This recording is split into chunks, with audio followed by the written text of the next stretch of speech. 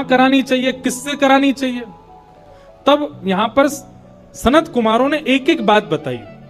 बोले सबसे पहले सुंदर बैठने की व्यवस्था करो, जितने ज्यादा से ज्यादा वैष्णव कथा में आ सकें उतना ज्यादा से ज्यादा प्रचार प्रसार करो। कथा कराना कैसे चाहिए सुनो, सब नियम बताएं भागवत जी में। दूसरा, एक शुद्धि व्यास को ढूंढो। व्यास कैसा होना चाहिए, बोले विप्र होना चाहिए। सबसे पहली बात, ब्राह्मण होना चाहिए। देखिए एक बात हम आपसे निवेदन करें, इस मंच से हम बोल सकते हैं, हम कोई जातिवाद पर नहीं बोल रहे, हम तो और बोलते हैं कथा में कि जात पात पूछे नहीं को, हरि को भजे सो हरि को हो। पर कथा कहने के लिए, कथा सुनाने के लिए वक्ता जो हो वो कम से कम विप्र हो।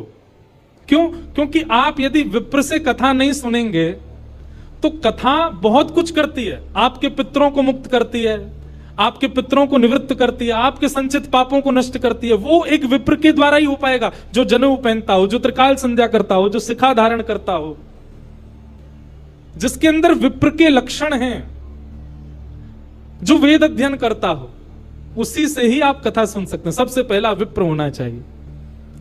दूसरा, व्याख्यान में कुशल होना चाहिए वक्ता। एक विषय का व्याख्यान करना जानता हो, उदाहरण देकर करके आपको समझाना जानता हो। तीसरा, धीर बुद्धि वाला होना चाहिए। कैसा भी प्रश्न कर लो सबके उत्तर देना जानता हो, ऐसा वक्ता हो। वक्ता ऐसा ढूंढिए। फिर तीसरी बात क्या बताई, बोले जितने श्रोता आए सबके लिए कुछ प्रसाद की व्यवस्था, भले ही फल बटे, भले ही मिष्ठान बटे, भले ही नमकीन बटे, कुछ भी थोड़ा बहुत सबको मिलना चाहिए। सबके प्रसाद की व्यवस्था होनी चाहिए।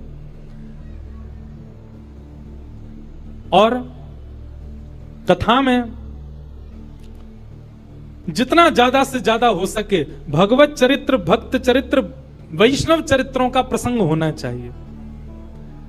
अब आदि आदि गुण और बताएं कि गंगा के समीप में कथा होनी चाहिए यदि श्रेष्ठ कथा हो। नहीं हो सके तो जहां आप रहते हैं वहां सुंदर स्थान ढूंढ, पर विशिष्ट कथा का नियम गंगा के तट पर, यमुना के तट पर, किसी भी सुंदर नदी के तट पर कथा का क्रम होना चाहिए। अब ये उस काल की बात है क्योंकि तब पंडाल नहीं होते थे।